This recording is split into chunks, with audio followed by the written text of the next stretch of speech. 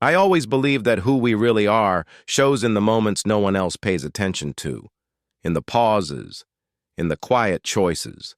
And that night at my best friend's birthday gathering, I learned more than I ever wanted to about loyalty, about respect, and about the unspoken boundaries between friends. My name is Daniel. I'm 37. I've been married to Emily for 8 years. Emily has this natural way of lighting up a room. Not with effort, not with intention, just who she is. I used to love that about her. I still do. But I didn't realize how easily admiration from others can tilt into something else, something unwelcome. The party was at Jason's house. Jason and I go way back. Same college football team, same dorm hall, best man at each other's weddings. The kind of friend you don't question. So when he invited us over, I didn't hesitate. We showed up expecting nothing more than laughter, familiar stories, too much food, and music that felt a little too loud for people our age. First, everything was exactly that. But as the night settled in, I started noticing things. Small things. The kind you don't want to acknowledge because doing so means something is wrong. Jason kept gravitating toward Emily. Not in a friendly way. Not in an innocent way. His eyes lingered too long. His laughs leaned too close. His hand brushed her arm in a way that wasn't accidental. Not the first time. Not the second. Not the third. I tried to tell myself I was imagining it. I didn't want to be the jealous husband. I didn't want to be the guy who turned something harmless into a problem. But then I saw him lean in and whisper something that made Emily look away, her smile fade into discomfort. That was the moment the air in my chest tightened. I walked away for a minute, went to the kitchen, poured a drink I didn't even want. I wasn't angry, not yet. I was evaluating. Anger is like fire. If you don't control it, it burns everyone, including yourself. When I came back, Jason was showing Emily old pictures on his phone, photos from before she and I were married, pictures from nights I barely remembered, and he said, "Danny used to chase every girl in college, but none of them were as pretty as you." It was wrapped like a compliment, but there was something sharp beneath it, something he wanted me to hear. Emily stepped back, uncomfortable. He didn't notice, or maybe he didn't care. I watched for a few seconds, just long enough to choose who I wanted to be. I walked up with a calm I didn't entirely feel.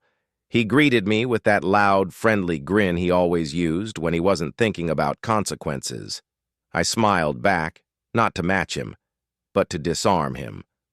Then I turned to Emily and said quietly, "Can you get my jacket from the living room?" She nodded and left. She didn't look confused. She understood something had shifted. When it was just the two of us, I spoke quietly. "Jason," I said, "you're one of the people I trusted most. Someone I let into my home, my life, my family. So when I see you flirting with my wife in front of everyone, I don't get angry. I just feel disappointed." His smile broke. His eyes flickered with the truth of it. He tried to laugh it off. "Man, it was just a joke. Just fun." I didn't raise my voice. I didn't step closer. I didn't make a scene. I simply told him, flirting with someone else's wife doesn't make you bold. It makes you small. Then I took the drink from his hand, set it on the counter, and said, "You don't need another drink. You need to look at yourself." The room didn't fall silent, but the atmosphere changed. His wife, Claire, turned just in time, and she heard enough. Emily returned with the jacket. I thanked her softly. Then I said, "Let's go." We left without slamming doors or exchanging heated words. Just quiet, heavy, but steady. In the car, she whispered, "I didn't know what to do.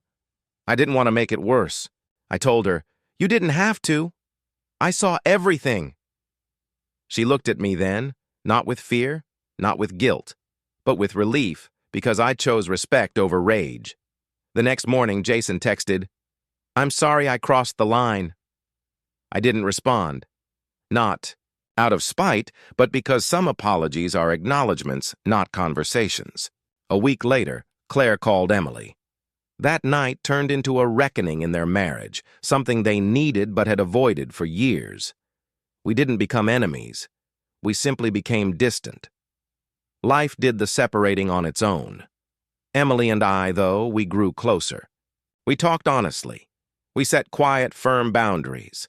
We started spending weekends differently, more time together, less time proving anything to anyone, more moments that belonged just to us.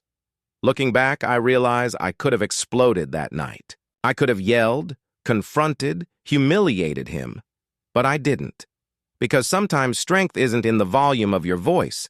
It's in the steadiness of your restraint and in the way you choose to walk away while still knowing exactly who you are.